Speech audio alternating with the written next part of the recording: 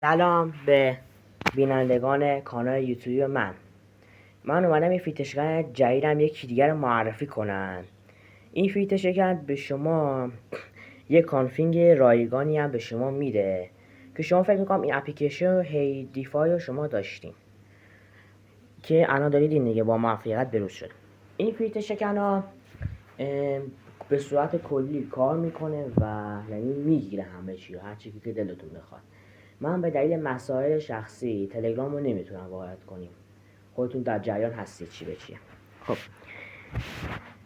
ببین، ما الان از فیلترشکن که شما الان دارید کیفیت، حتما اونایی که کانفیگ دارن حتما ویدیو رو با پایین ترین کیفیت بذارید تا بتونید همه استفاده کنید. خب ببین، توی ما شمایی که توی این بخش بیارید، یعنی تو این بخش که بیارید یا صبر کنید من ببخشید اشتباه کردم.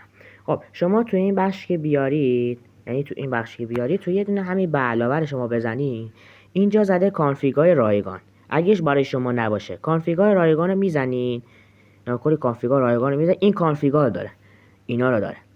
شما اینا رو میزنید، اینو مثلا مثلا برای شما میزنم، مثلا اینو میزنید، مثلا ما چون دارم میتونید دیگه نمیخواد بزنم. خب ما الان بگیم مثلا این بعد شما کانفیگار که زدید اینجا میتونید ادش کنید. واضح وارونویس داره، حالا شما هر کانفیگی که دارید. بیشتر منطقه ما مخصاص کار میکنه، حالا شاید به هر منطقه متفاوت باشه، لطفا خودتون تست کنید. ما میزنیم ببینیم چه جوریه. ما اینترنتمون وای فای، ببینیم سروری پیدا میکنه رو همراه اول. نکنی سرورها رو داره، خب یعنی خودش میگرده به بهترین سروری که تو این منطقه اینترنت باشه وصل میشه. حالا رو همراه خودت بد وصل میشه اینجا. خب بعد دیدیم بفهمید ما الان میریم یه یوتیوب رو باز میکنیم ببینیم یوتیوب رو میگیره. خب ما اینو میبندیم. خب میریم یوتیوب رو باز میکنیم، یه خودی من طولانی نشه،